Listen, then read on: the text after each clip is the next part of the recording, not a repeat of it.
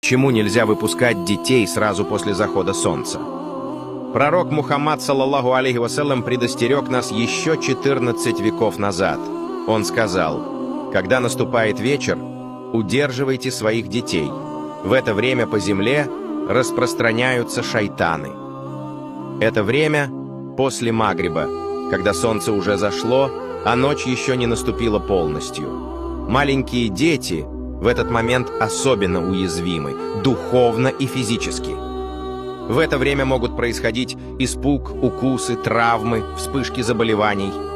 Пророк, саллаллаху алейхи вассалям, велел удерживать детей дома хотя бы на 15-20 минут, а потом отпускать. Воистину, это не суеверие, это сунна, а в сунне всегда есть защита и мудрость.